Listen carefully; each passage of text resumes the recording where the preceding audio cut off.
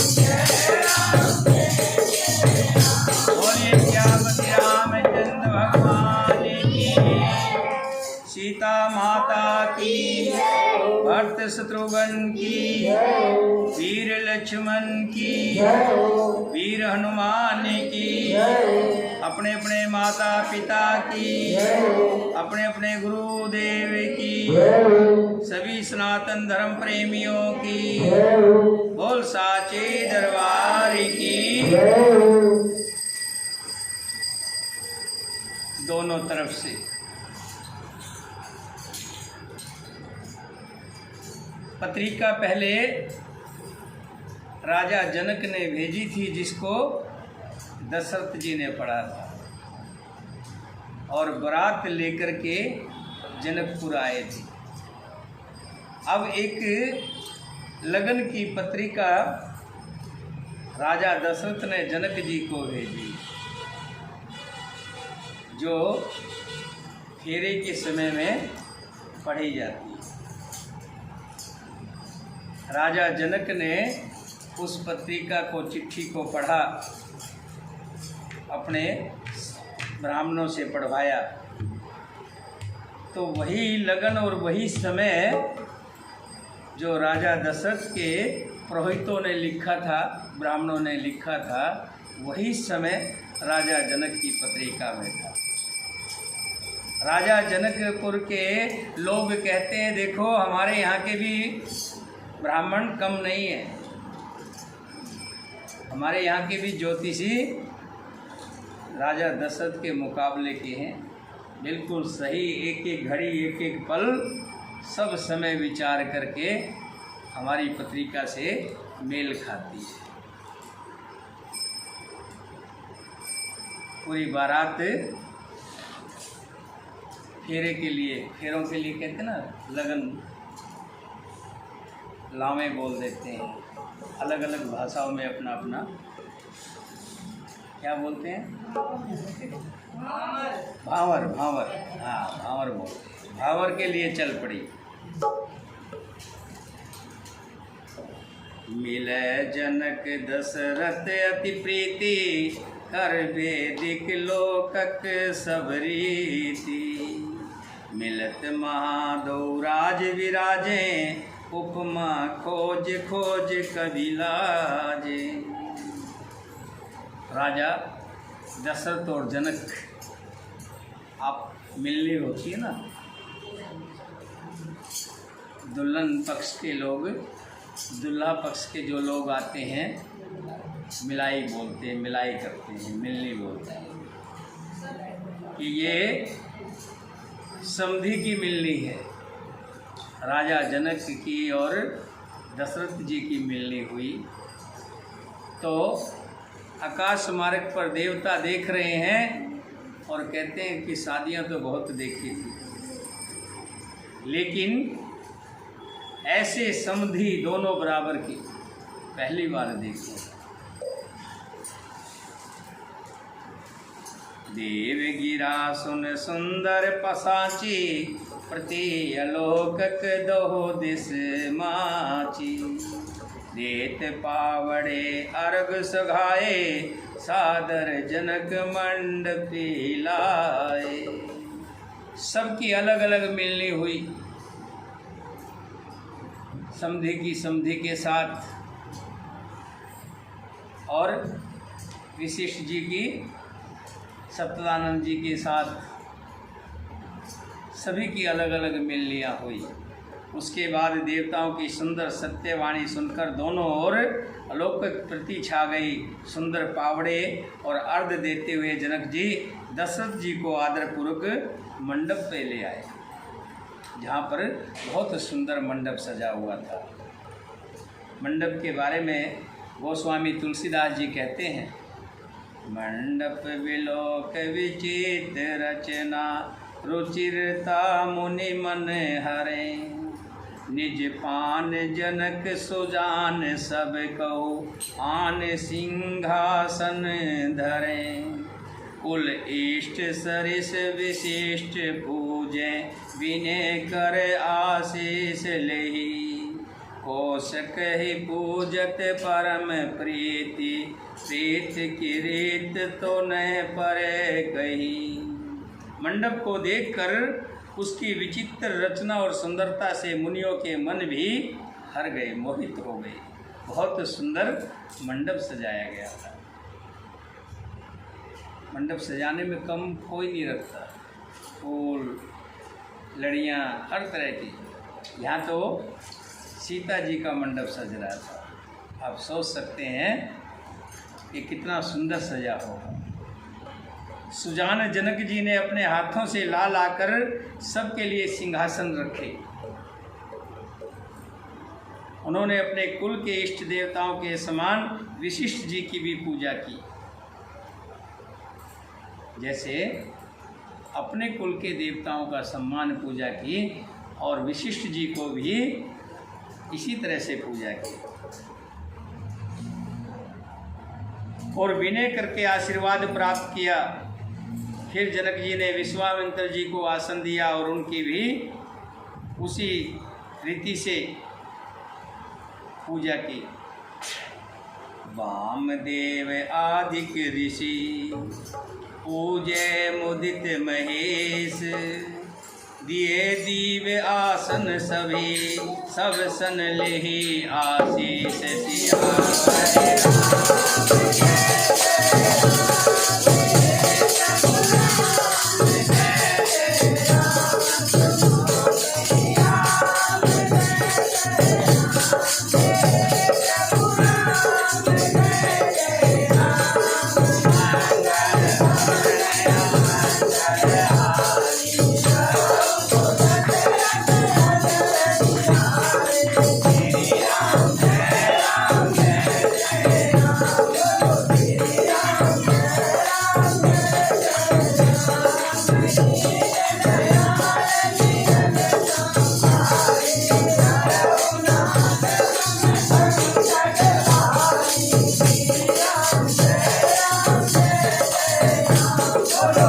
Yeah.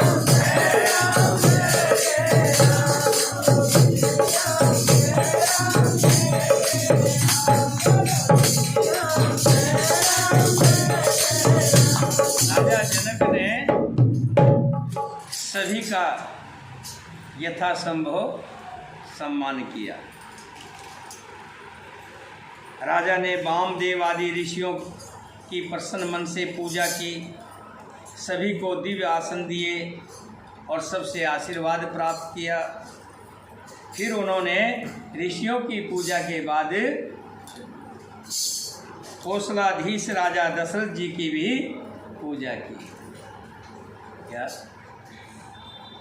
राजा जनक जी ने पहले सभी ऋषियों की, वशिष्ठ जी की, विश्वामित्र जी की, वामदेव जी की, जितने भी ऋषि महात्मा आए थे सबको आसन दिया और सबकी पूजा की। और उसके पश्चात राजा दशरथ जी को महादेव जी के समान जानकर उनकी पूजा की। कोई दूसरा और कीन कौशलपति पूजा, जान ईश सम भावन दूजा। मन में ये नहीं कि मैं जनक जी की, दशरथ जी की पूजा कर रहा हूँ। मन में एक ही भाव है कि मैं महादेव जी की पूजा कर रहा हूँ। कीन जोर कर विनय बढ़ाई, कह निज भाग्य विभव बहुताई। उसके पश्चात उनसे संबंध और अपने भाग्य और वैभव को विस्तार की सराहना की कि देखो आज मैं कितना भाग्यशाली हो गया हूँ। कि बीच बीच में क्या करते रहते हो आप लोग? संतोष जी, बीच बीच में मत वो करा दो, ध्यान भंग होता है। आप अपना काम सुनो, जो भी हो गया, सिंदूर आएगा बाद में आ जाएगा, तिलक होगा बाद में हो जाएगा, पंखा नहीं चलेगा तो कोई बात नहीं, 1 घंटा बिना पंखे के बैठ जाएंगे, मौसम भी अच्छा है। बीच में उठना, सबका ध्यान जो ना उधर चला जाता है। चुप करके शांति से कथा में ध्यान होना चाहिए, अगर हम कथा सुनने के लिए आए, क्योंकि कथा का समय है और समय निश्चित है, ना ज़्यादा है ना कम है। तो बड़ा कीमती समय होता है। जब कोई चीज़ निश्चित हो जाती है कि इतने समय में करनी है तो उसका महत्व बढ़ जाता है। और कथा 5-7 घंटे की हो तो आदमी सोचता है कोई बात नहीं, 1 घंटा इधर उधर भी हो गया, बातों में भी निकल गया तो कोई बात नहीं। लेकिन हमारा समय निश्चित है। बड़े कीमती मोती हैं ये। इन कीमती मोती को हम चुगने में अगर ध्यान से इधर उधर हो गए तो कोई सा भी मोती, कीमती मोती छूट सकता है। समुद्र में कंकर बहुत होते हैं, लेकिन मोती बहुत कम होते हैं। जब समुद्र के अंदर मोती ढूंढने निकलता है, उसके हजारों कंकड़ हाथ में आते हैं और कंकड़ों को फेंकते रहते हैं। और उसमें कीमती चीज़ें, हम गए किस लिए? इतने गहरे समुद्र में अगर हम गए हैं तो कीमती चीज़ ढूंढने के लिए गए, और वो कीमती चीज़ें की तरफ ध्यान नहीं दिया तो फिर हाथ में क्या आएंगे? कंकर आएंगे। अगर कंकर ढूंढने के लिए ही गए, समुद्र में जाने की क्या जरूरत है? कंकर तो बाहर बहुत है। तो कथा का महत्व होता है। और रामचरितमानस है, भगवान श्री रामचरितमानस में का तो बताया, एक श्लोक भी जिसने एक चौपाई भी याद कर लेना और उसको रटता रहे, वो भी भवसागर से पार उतार देती है।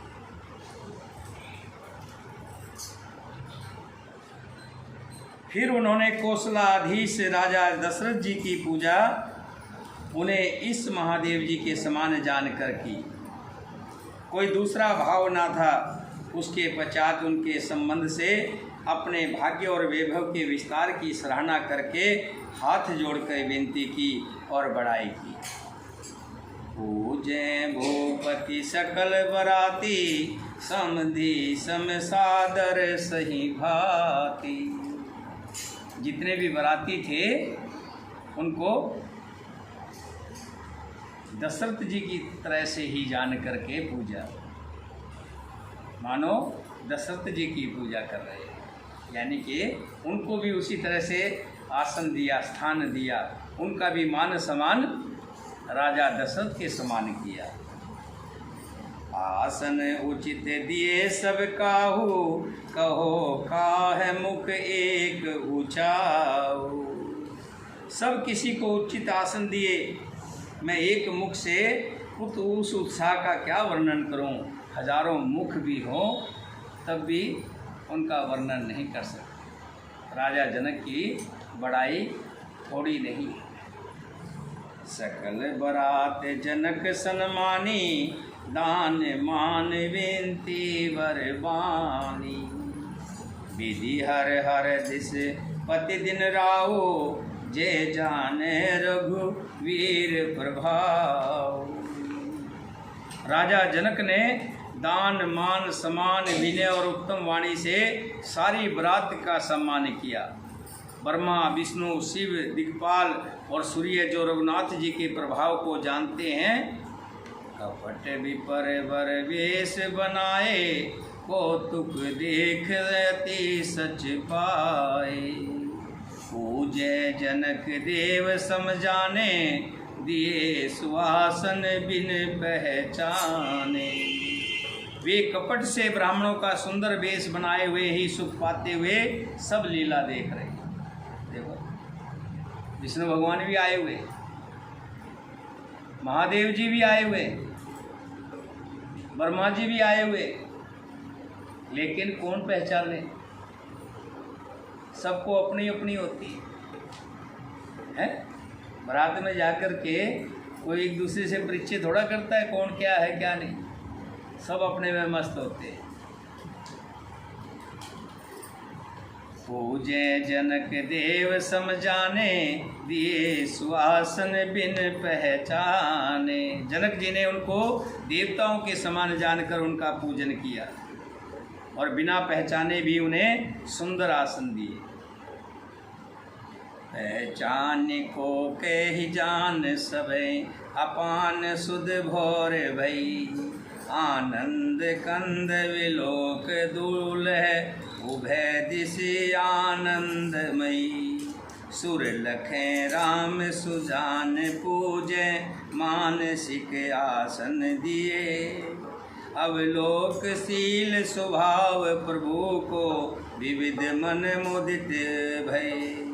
कौन किसको जाने पहचाने, सबको अपनी सुध भूली हुई है। सब आनंद कंद दुल्हे को देख कर दोनों ओर आनंद में स्थिति हो रही है। सुजान सबको जानने वाले श्री रामचंद्र जी ने देवताओं को पहचान लिया। क्यों? वो तो सबको जानने वाले हैं, वो ऐसा नहीं है किसी को नहीं जानते। और उनकी मानसिक पूजा करके उन्हें मानसिक आसन दिए। दो तरह की पूजा होती है। कौन कौन सी पूजा होती है? एक तो जो हम पूजा करते हैं, थाली सजाते हैं, उसमें चावल रखते हैं, रोड़ी रखते हैं, धूप बत्ती रखते हैं, जोत रखते हैं, फिर आरती करते हैं और फिर भगवान की फ़ोटो के सामने या मूर्ति के सामने या मंदिर में जहाँ भी जैसे भी पूजा करते हैं। एक तो ये पूजा होती है। मानसिक पूजा कैसे होती है? मानसिक पूजा होती है कि हमने थाली सजा ली, थाली है नहीं पर थाली है, उसमें रोड़ी है नहीं पर उसमें रोड़ी है, उसमें चावल है नहीं पर हमने चावल रख लिए, उसमें दीपक जला रख लिया है, उसमें कपूर रख लिया है, उसमें थोड़ा सा मीठा रख लिया है और फिर दीपक को जला लिया है और फिर हम पूजा करते हैं। एक तो ये, और एक पहले बताई थी वो, एक राम दशरथ जी जनक जी ने सबकी पूजा की, सबको बिठाया, सबको सहस्वागत आसन दिए। राम जी ने प्रणाम कैसे किया? मन ही मन प्रणाम। जैसे होता ना, एक तो कहते हैं आ जाओ बहन, एक इशारे से हो जाता है आ जाओ, एक आँखों की आँखों में हो जाता है, एक चेहरे से खुश होकर के किसी को दूर से हंस देते हैं कि भी स्वागत हो गया।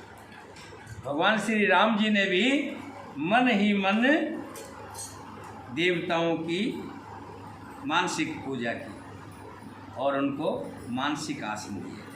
प्रभु का शील स्वभाव देखकर देवगण मन में बहुत आनंद हुए। रामचंद्र मुख चंद छवि, लोचन चार चकोर, करत पान सादर सकल, प्रेम प्रमोद न तोर।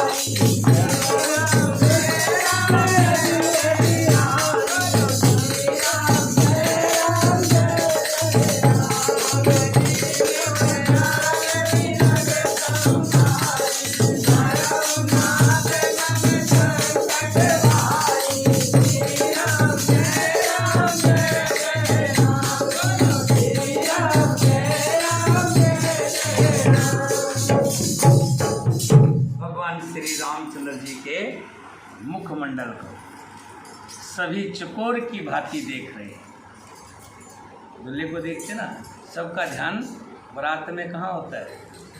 दुल्हे की तरफ। ठीक है, बाराती नाचते हैं, सब कुछ करते हैं, एक टक हमारी नज़र उधर चली जाती है, लेकिन ज़्यादा ध्यान कहाँ होता है? दुल्हा और दुल्हन। सबकी टकटकी दुल्हा और दुल्हन पे होती है। श्री रामचंद्र जी के मुख रूपी चंद्रमा की छवि को सभी के सुंदर नेत्र रूपी चकोर आदर पूर्वक पान कर रहे हैं। प्रेम और आनंद कम नहीं है, बहुत है। समय विलोक विशिष्ट बुलाए, सादर सतानंद सुन आए। समय देखकर विशिष्ट जी ने सतानंद जी को आदर पूर्वक बुलवाया। वे सुनकर आदर के साथ आए। विशिष्ट जी ने कहा, अब जाकर राजकुमारी को शीघ्र ले आइए। बुलाते ना, मेरे दुल्हा आता है, फिर कहते हैं लड़की को ले आओ, तो कह रहे राजकुमारी को शीघ्र ले आइए। मुनि की आज्ञा पाकर वे प्रसन्न होकर चले। बेग कुंवर अब आनो जाई, चलें मुदित मुनि आयस पाई। मुनि का आदेश पाते ही सतानंद जी सीता जी को लेने चल पड़े। रानी सुन उपरोहित वाणी, प्रमुदित सखिन समेत सियानी। विपर वधु कुल वृद्ध बुलाई, कर कुल रीति सुमंगल गाई। बुद्धिमती रानी सुनैना पुरोहित की वाणी सुनकर सखियों समेत बड़ी प्रसन्न हुई। ब्राह्मणों की स्त्रियां और कुल की बूढ़ी स्त्रियों को बुलाकर उन्होंने कुल की रीति के अनुसार मंगल गीत गाए। नार वेश जे सुरवर बामा, सकल सुभाय सुंदरी श्यामा। तिन्हें देख सुख पावे नारी, बिन पहचान प्राण ते प्यारी। श्रेष्ठ देवअग्नाएं जो सुंदर मनुष्य स्त्रियों के वेश में हैं, सभी स्वभाव से ही सुंदर और श्यामा 16 वर्ष की अवस्था वाली हैं। उनको देखकर रनिवास की स्त्रियां सुख पाती हैं और बिना पहचान के ही वे सबको प्राणों से प्यारी लगती हैं। देखते हैं जब रिबन कटवाने का टाइम आता है, कई बार तो अचरज हो जाता है, ये इतनी लड़कियां कहाँ से आ गई, एक से एक बढ़ कर के। रिबन कटवाने के टाइम सब इकट्ठी हो जाती है। ऐसे ही जैसे चलने की तैयारी हुई, देवअग्नाएं देवताओं के यहाँ जो इंद्र के दरबार में जो नाचती हैं, देव अंगनाएँ बोलते हैं, वो सब सीता की सखी बन करके शामिल हो गई। बार बार सन्मान रानी, उमा रमा शारद समझानी। सिय सवार समाज बनाई, मुदित मंडप चले लिवाई। एक बात और ध्यान रखना, जब सीता जी चलने लगी थी साथ में फेरों के लिए, तो उस समय उनके साथ में पार्वती जी भी थी, लेकिन वो स्त्रियों का वेश बनाए हुए थे, और सरस्वती जी भी थी, और देवंगनाएं भी थी। उन सब का पार्वती, लक्ष्मी और सरस्वती के समान जानकर रानी बार बार उनका सम्मान करती है। रनिवास की स्त्रियां और सखियां सीता जी का श्रृंगार करके मंडली बनाकर प्रसन्न होकर उन्हें मंडप में लिवा चली। चले ले आई सीते सखी, सादर सज सुमंगल भामनी। नव सपत साजे सुंदर, सब मत कुंजरे गामनी। कल गान सुन मुनि ध्यान त्यागे, काम खोकल लाजही। मंजीर नुपुर कलित कंकन, ताल गली गति बरवाजही। सुंदर मंगल का साज सजकर रनिवास की स्त्रियां और सखियां आदर सहित सीता जी को लिवा चली। सभी सुंदरियां 16 श्रृंगार किए हुए मतवाले हाथियों की चाल से चलने वाली हैं। उनके मनोहर गान को सुनकर मुनि ध्यान छोड़ देते हैं और कामदेव की कोयलें भी लज्जा जाती हैं। पाजेब, तेजनी और सुंदर कंकन ताल की गति पर बड़े सुंदर बज रहे हैं। जो वो चलती हैं तो उनके पैरों की पजेब जब खनकती है और जब हाथों की चूड़ियाँ बजती हैं, आवाज़ करती हैं, तो देवता और ऋषि मुनि भी उनकी भी समाधि टूट जाए। सोहत पुनीता वृंद महो, सहज सुहावन सिय। छवि ललनागन मध्य जनो, सुषमातीय कमनीय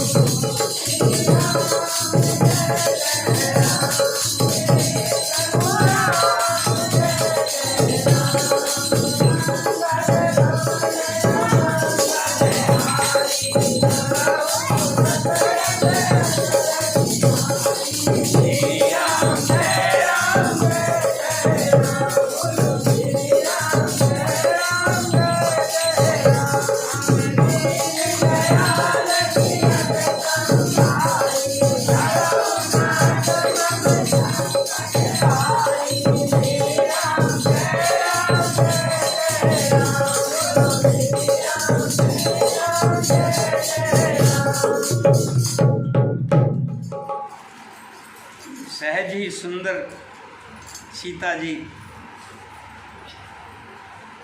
अब जब उनकी सखियां इतनी सुंदर थी तो आप अनुमान लगा सकते हैं सीता जी कितनी सुंदर रही हो, क्योंकि हमेशा जो दुल्हन बनती है, अभी देखा नहीं जिस दिन हमने स्वयंवर किया था, राजकुमारी जी कितनी सुंदर लग रही थी, हैं? ये एक अलौकिक वो है, प्राकृतिक नियम है। जब दुल्हन का रूप कोई धारण करती है तो उसमें रूप की शोभा बढ़ जाती है। सीता जी, सहज ही सुंदरी सीता जी स्त्रियों के समूह में इस प्रकार शोभा पा रही है, मानो छवि रूपी ललनाओं के समूह के बीच में साक्षात परम मनोहर शोभा रूपी स्त्री सुशोभित हो। सिय सुंदरता वर्ण न जाई, लघुमति बहुत मनोहरताई। सीता जी की सुंदरता का वर्णन करना बहुत ही कठिन है। क्योंकि बुद्धि बहुत छोटी है और मनोहरता सुंदरता बहुत बड़ी है। आवत देख बरातन सीता, रूप रास सब भांत पुनीता। रूप की राशि और सब प्रकार से पवित्र सीता जी को बरातियों ने आते हुए देखा।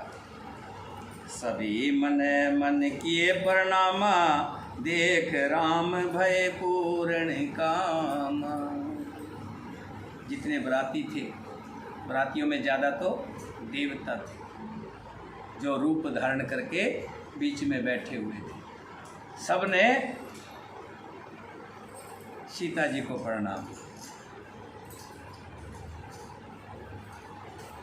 हर्षे दशरथ सुतन समेता, कीन न जाय और आनंद जेता। राजा दशरथ जी पुत्रों सहित बड़े खुश हुए। उनके हृदय में जितना आनंद था वो कहा नहीं जा सकता। सूर्य प्रणाम कर बरसे फूला, मुनि आशीष धुनि मंगल मूला। गान निशान कोलाहल भारी, प्रेम प्रमोद मगन नर नारी। देवता प्रणाम करके फूल बरसा रहे हैं। मंगलों की मूल मुनियों के आशीर्वादों की ध्वनि हो रही है। गानों और नगाड़ों के शब्द से बड़ा शोर मच रहा है। सभी नर नारी प्रेम और आनंद में मगन है।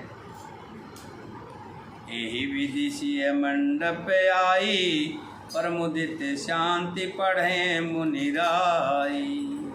तेई अवसर कर विधि व्यवहारो, दोहो कुल गुरु सब कीन अचारो। इस प्रकार सीता जी मंडप में आई।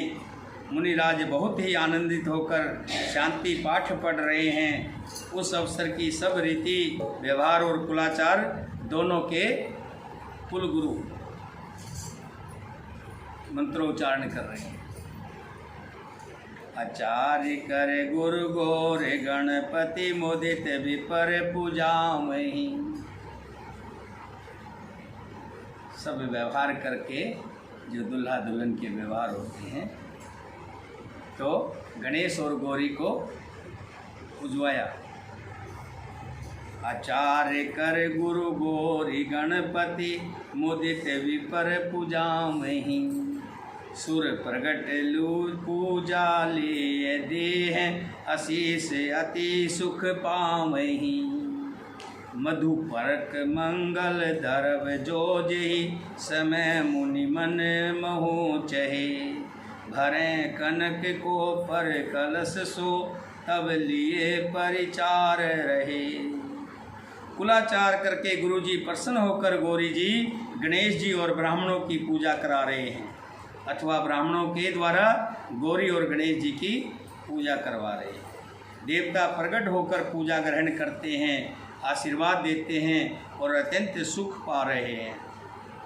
मधुपर का आदि किसी भी मंगलिक पदार्थ की मुनि जिस समय भी मन में चाह मात्र करते हैं, सेवकगण उसी समय सोने की परात में और कलशों में भरकर उन पदार्थों के लिए तैयार खड़े रहते हैं। जैसे पंडित जी ब्राह्मण जब हवन करते हैं, किसी चीज़ की भी जरूरत होती है कि चावल कहाँ है, फटाफट भाग के जाते ना चावल, भाई लोटा नहीं है, एकदम से भाग करके लोटा ये लो जी। जो चीज़ की जरूरत होती है वही चीज़ हाजिर रहती है। सेवगण खड़े। कुल रीत प्रीत समेत रवि, कह देत सब सादर कियो।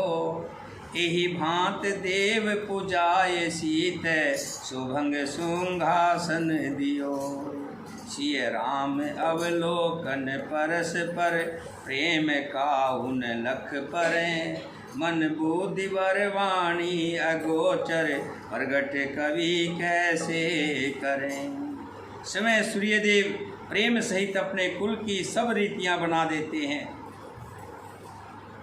क्योंकि रघुवंश जो है वो उनका जो मेन है वो सूर्यवंशी है। सूर्य उनका कुल गुरु है। सूर्यवंशी है। रघुवंशी तो हैं, उसके साथ साथ उनके कुल का देवता भी सूर्य है। इसलिए सूर्य अपने कुल के उसके हिसाब से सब पहले से ही ड्यूटियाँ लगा देते हैं। अब ये चीज़ की जरूरत पड़ेगी तो तूने ला के देनी है भाई, फटाफट। और वे सब आदरपूर्वक की जा रही हैं। इस प्रकार देवताओं की पूजा करा के मुनियों ने सीता जी को सुंदर सिंहासन दिया। श्री सीता जी और श्री राम जी का आपस में एक दूसरे को देखना तथा उनका परस्पर प्रेम किसी को लख नहीं पड़ रहा, किसी को दिखाई नहीं दे रहा, लेकिन अंदर ही अंदर प्रेम की रीत तो कौन जाने, प्रेम की रीत कौन जाने, प्रेम की रीत तो मीरा जाने।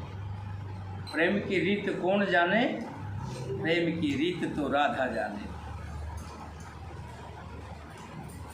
जो बात श्रेष्ठ मन बुद्धि और वाणी से भी परे है, उसे कवि क्यों कर प्रकट करें। ओम समय तन धरे अनल, अति सुख आहुत ले। विपर वेश धर वेद सबे, कहें विवाह विधि देह सियावर राम।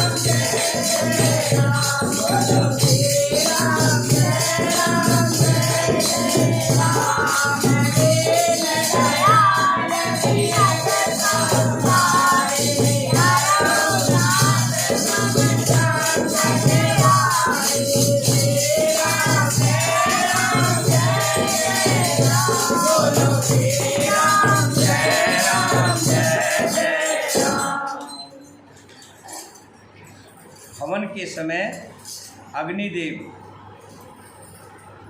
शरीर धारण करके बड़े ही सुख से आहुति ग्रहण करते हैं। हम सोचते ना अग्नि में ये सामग्री डाल रहे हैं, खुद अग्निदेव। ध्यान रखिएगा, जब भी हवन में डालें आहुति तो अग्नि में जब डालते हैं तो अग्निदेव का खाना है वो। देवताएं अग्नि के द्वारा खाना लेती हैं, तो बहुत से क्या करते हैं, स्वाहा स्वाहा, ऐसे खाना ऐसे दिया जाता है किसी को, ऐसे दिया जाता है, ऐसे करके ऐसे ऐसे। ध्यान रखिएगा, खाना जब भी दें तो ऐसे नहीं देना है। किसी को ऐसे खाना मुंह में डालोगे क्या हैं, मुंह में जाएगा कम, मुंह को खराब ज़्यादा करेगा। खाना हमेशा ऐसे स्वाहा।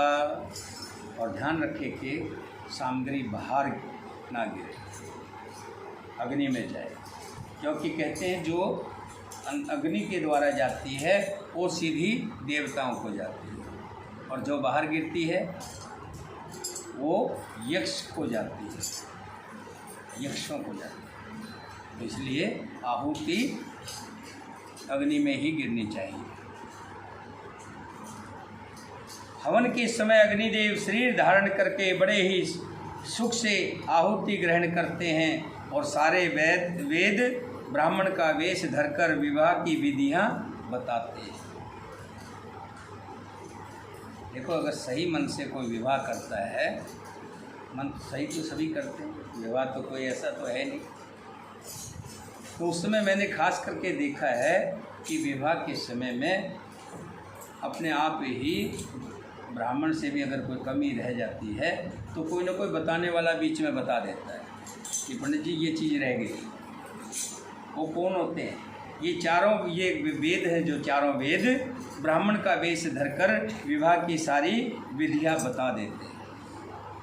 जनक पाट महेश जग जानी, किए मात किम जाय वखानी। सुजस सुकृत सुख सुंदरताई, सब समेट विधि रच बनाई। जनक जी की जग दिवखात पटरानी और सीता जी की माता का वखान तो कैसे हो सकता है। राजा जनक की जो पत्नी है और सीता जी की माता है, स्वीय सुष्कृत पुण्य सुख और सुंदरता सबको बटोर कर विधाता ने उन्हें संवार कर तैयार किया है। समय जानकर श्रेष्ठ ऋषियों ने कहा कि पटरानी को बुलाओ, सीता की माँ को बुलाओ। आजकल तो पहले बैठी होती है, बल्कि ये कहते हैं कि लड़की का पिता कहाँ है, उसको ढूंढ के लाओ। लड़की की माँ तो पहले बैठी होती है। लेकिन पहले महिलाएं बारात में नहीं आती थी, चौपाल में नहीं जाती थी,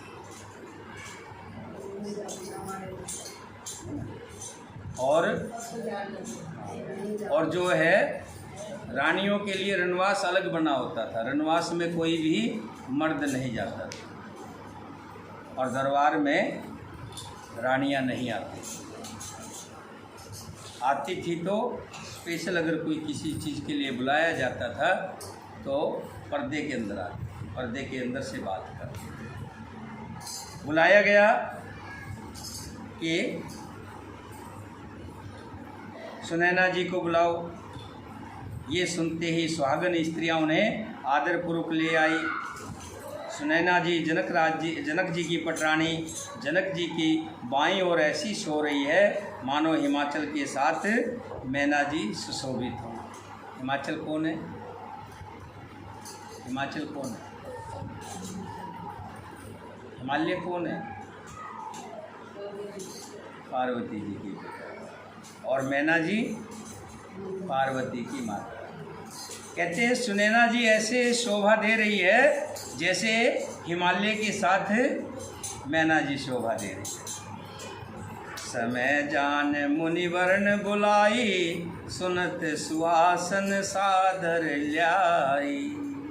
जनक बाम दिशि सोए सुनैना, हिमगिरी संग बनी जनु मैना। जैसे हिमगिरी के साथ में मैना सुहा रही हो। कनक कलश मणि को पर रूरे, रुचि सुगंध मंगल जल पूरे। निज कर मुदित राय अरुरानी, धरे राम के आगे आनी।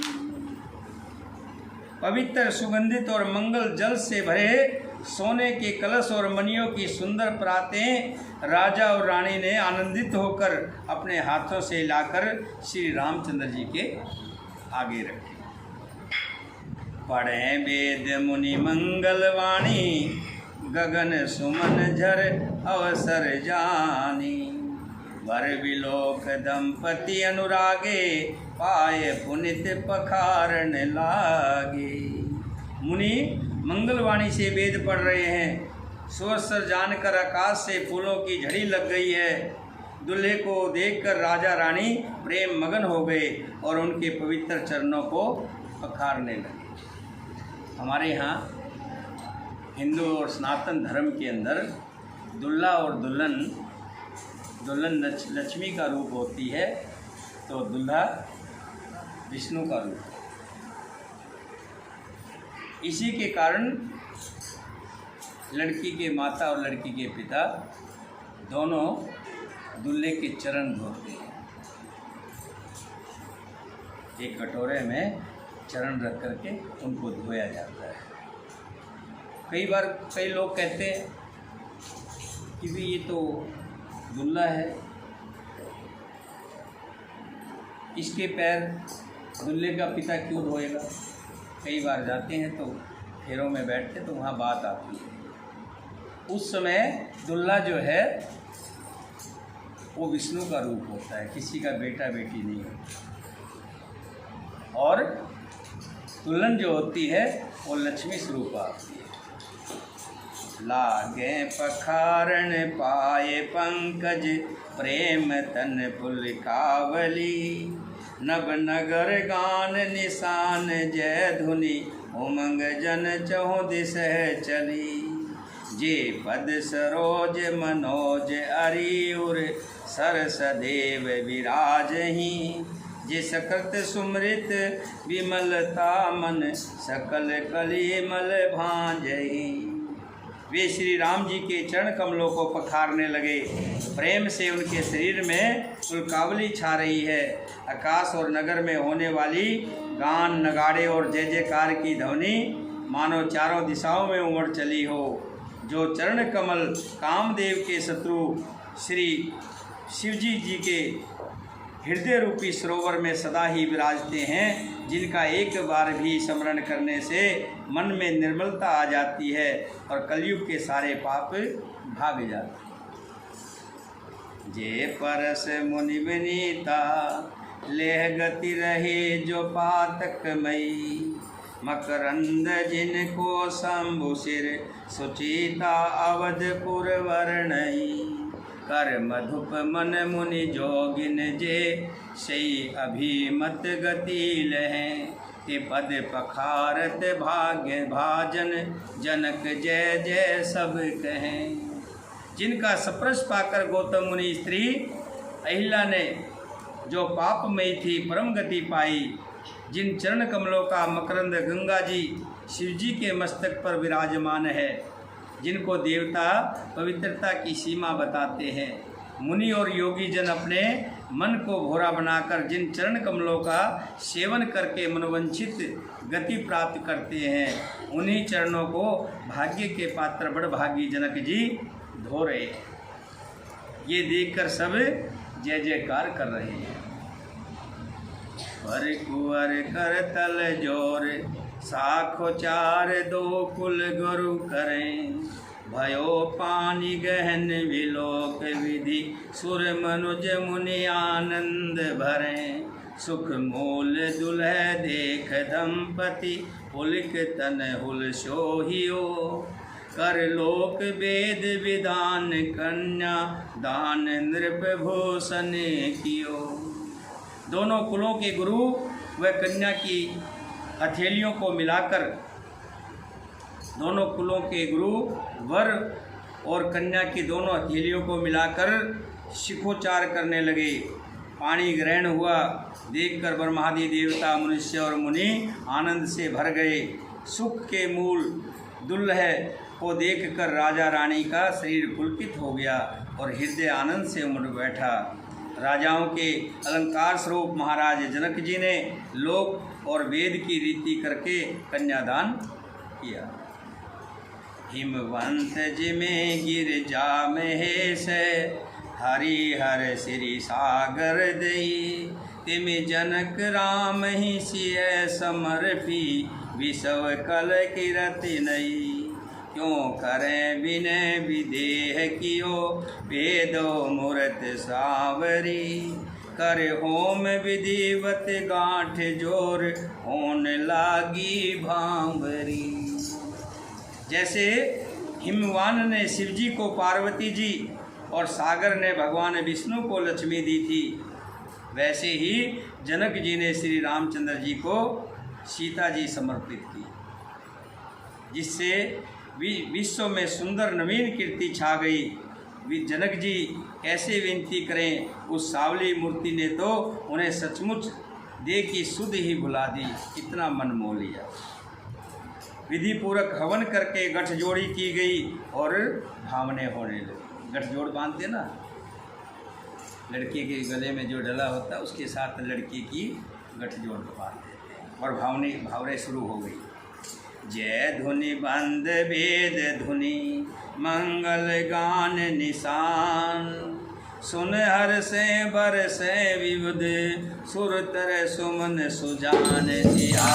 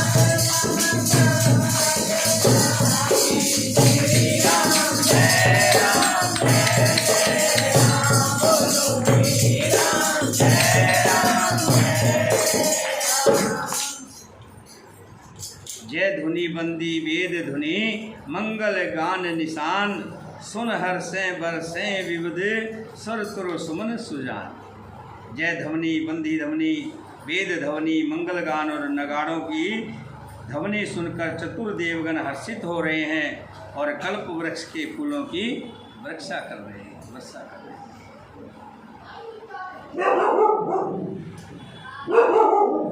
तो ये फेरे करवाई दे, फेरे करवा दें।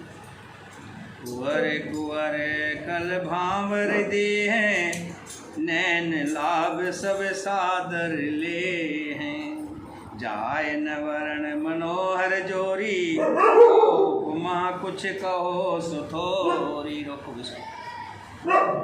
राम सिय सुंदर छाई, जग जमात मने खंगन माही। मनो मदन रति धर बहुरूपा, देखत राम बियाए अनूपा। दरस लाल सा सुकुच न थोरी, प्रगट दुरत विहोर विहोरी। भये मगन सब देख निहारें, जनक समान अपान विसारे। प्रमुदित मुनि भावरी फेरी, नेग सहित सब रीति निवेरी।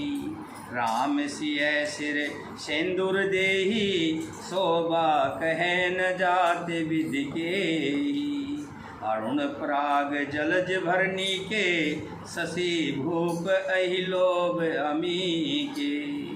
बहुर विशिष्ट दीन अनुशासन, वर दुल्हन बैठे एक आसन। वर और कन्या सुंदर भांवरे दे रहे हैं। सब लोग आदरपूर्वक उन्हें देखकर नेत्रों का परम लाभ ले रहे हैं। मनोहर जोड़ी का वर्णन नहीं हो सकता। जो कुछ उपमा कहूँ वो थोड़ी है। मैंने पहले भी बताया था, जब भांवरे होती हैं तो उसमें भाई चावल के जो लावे के बने होते हैं ना, उसको डालते हैं। लेकिन यहाँ सीता का भाई, सबने कहा सीता का भाई कहाँ है? तो भांवरों के समय में चावल का जो बना होता है, खील बोलते हैं जिसमें, लावा, उसको डाला जाता है। वो भाई डालता है, उसकी झोली भी भरता है। कहाँ है? एक लड़का नौजवान उठा, सांवले रंग का। कौन था वो? कौन था? विमला जी? हाँ, कौन था? सीता का भाई। हाँ, एक दिन पहले भी बताया था मैंने आपको। पर हम क्या करते हैं, एक कान से सुनते हैं और दूसरे से निकालते हैं। बस यहाँ घर वालों को लगता है कथा सुनने गए, अपने अंदर नहीं रखते। जो चीज़ रखने वाली चीज़ है वो तो अंदर रखनी चाहिए, वो तो हम रखते नहीं।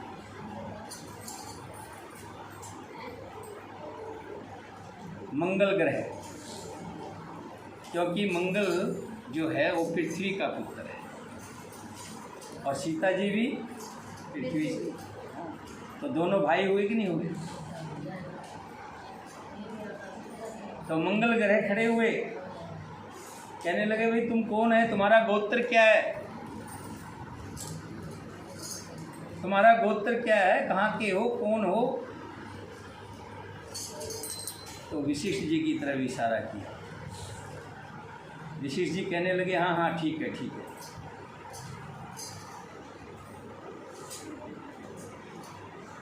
श्री राम जी और सीता जी की सुंदर परछाई मणियों के खंभों से जगमगा रही है, मानो कामदेव और रति बहुत से रूप धारण करके श्री रामचंद्र जी के अनुपम विवाह को देख रहे हो। उन्हें कामदेव और रति को दर्शन की लालसा और संकोच दोनों ही कम नहीं है, अर्थात बहुत है, इसलिए वे मानो बार बार प्रकट होते हैं और छिपते हैं। सब देखने वाले आनंद मगन हो गए और जनक जी की भांति भांति से सुध भूल गए। जनक जी भी। मुनियों ने आदरपूर्वक भांवरें फिराई और नेग सहित सब रीतियों को पूरा किया। श्री रामचंद्र जी सीता जी के सिर में सिंदूर दे रहे हैं। ये शोभा किसी प्रकार भी कही नहीं जाती। इतनी सुंदर शोभा थी जब श्री राम जी ने सीता जी के मांग में सिंदूर भरा। मानो कमल को लाल पराग से अच्छी तरह भरकर अमृत के लोभ से सांप चंद्रमा को भूषित कर रहा है। यहाँ श्री राम जी हाथ को कमल की, सिंदूर को पराग की, श्री राम जी की श्याम भुजाओं को सांप की और सीता जी के मुख को चंद्रमा की उपमा दी गई है। फिर वशिष्ठ जी ने आज्ञा दी, तब दुल्हा और दुल्हन एक आसन पर बैठे। जब तक गठजोड़ नहीं हो जाता, जब तक भामरे नहीं डल जाते, जब तक मांग नहीं भरी जाती, तब तक दोनों का आसन अलग अलग होता है। और जब ये सारा रीति हो जाती है तब दोनों एक आसन पर बैठे बरासन राम जानकी, मुदित मन दशरथ भये। तन पुलक पुनि पुनि देख अपने, सुकृत सुरतर फल नये। हर भुवन रहा उछाओ राम, विभा भा सब ही कहा। केहि भात वर्ण शिरात रसना, यह यहु मंगल महा। श्री राम जी और जानकी जी के श्रेष्ठ आसन पर बैठे उन्हें देखकर दशरथ जी मन में बहुत आनंदित हुए। अपने सुकृत रूपी कल्प वृक्ष में नए फल आए देखकर उनका शरीर बार बार पुलकित हो रहा है। 14 भुवनों में उत्साह भर गया। सब ने कहा श्री रामचंद्र जी का विवाह हो गया। जीव एक है और ये मंगल महान है। फिर भला ये वर्णन करके किस प्रकार समाप्त किया जाए। चारों तरफ जय जयकार हो रही है। बोलिए सियापति रामचंद्र भगवान की जय। आज खाली सियापति रामचंद्र ने, हाँ सियापति राम दोनों की याद। सियावर रामचंद्र भगवान की जय। जनक तब जनक पाए विशिष्ट आयुष, ब्याह साज सवार के। मांडवी सुत किरत उर्मिला, लई हंकार के। तब वशिष्ठ जी की आज्ञा पाकर जनक जी ने विवाह का सामान सजाकर मांडवी जी, फिर पूछूंगा फिर आप बताओगे मांडवी जी कौन है। मांडवी जी का विवाह किससे होता है? श्रुतकीर्ति जी और उर्मिला जी। उर्मिला का तो लक्ष्मण से, ठीक बात है। और मांडवी जी का भरत जी से, हाँ। और श्रुतकीर्ति जी जो हैं उनका शत्रुघ्न जी के साथ। इन तीनों राजकुमारियों को बुला लिया। कुशध्वज की बड़ी कन्या मांडवी जी को, जो गुणशील सुख और शोभा की रूप ही थी, राजा जनक ने प्रेम पूर्वक सब रीतियाँ करके भरत जी के साथ विवाह कर दिया। मूस केतु कन्या प्रथम, जो गुणशील सुख शोभमयी। सब रीत प्रीत समेत कर सो, ब्याह नृप भरत है रे। जानकी लघु भागनी, जानकी लघु भगनी। सकल सुंदरी शिरोमणि जानके, सोतन दीन विहाल खन। सकल विधि सन्मानिके, जेहि नाम सुरत कीर्ति सिलोचन। सुमुख सब गुण आगरी, सोधि रिपु सुदन भूपति। रूप सिल उजागरी। जानकी जी की छोटी बहन उर्मिला जी को सब सुंदरियों में शिरोमणि जानकर उस कन्या को सब प्रकार से सम्मान करके लक्ष्मण जी के साथ शादी कर। किसके साथ? किसकी? उर्मिला जी। और मांडवी की किसके साथ करी? भरत जी के साथ। और सीता की तो राम जी के साथ हो ही रही है। तो एक श्रुतकीर्ति बची। अब श्रुतकीर्ति जो है एक ही तो बचा, शत्रुघ्न। और शत्रुघ्न जी के साथ श्रुत कीर्ति है, और जो सुंदर नेत्रों वाली, सुंदर मुख वाली, सब गुणों की खान है और रूप तथा शील में उजागर है, उनको राजा ने शत्रुघ्न को ब्याह दिया।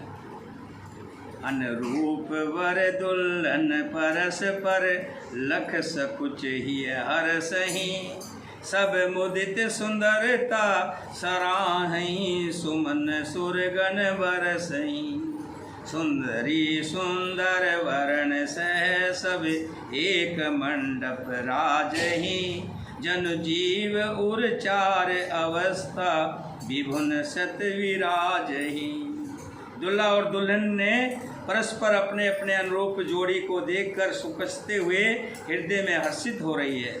सब लोग प्रसन्न होकर उनकी सुंदरता की सराहना करते हैं और देवगण ऊपर से फूल बरसा रहे हैं। सब सुंदरी दुल्हनें सुंदर दुल्हों के साथ एक ही मंडप में ऐसी शोभा पा रही हैं, मानो जीव के हृदय में चार अवस्थाएं, जागृत, सपन और सुसुप्ति और प्रिय, अपने चारों स्वामी विश्व, तेजस, प्राज्ञ और ब्रह्मा सहित विराजमान हो। मुदित अवधपति सकल सुत, बंधु समेत निहार, जन पाए महिपाल मणि, किरण सहित पल चार सियावर।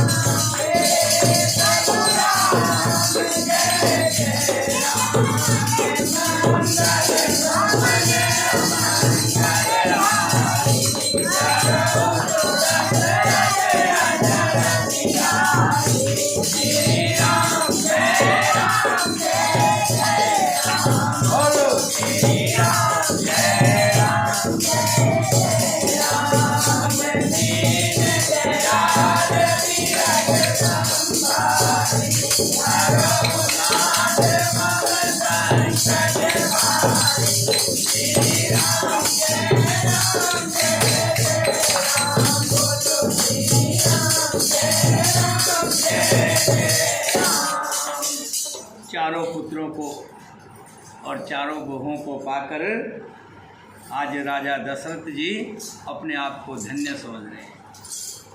मानो अर्थ, कर्म, धर्म सारे फल यहीं मिल गए। बोलिए सियापति रामचंद्र भगवान की, सीता माता की, भरत शत्रुघ्न की, वीर लक्ष्मण की, वीर हनुमान की, अपने अपने माता पिता की, अपने अपने गुरुदेव की, बोलिए सनातन धर्म की।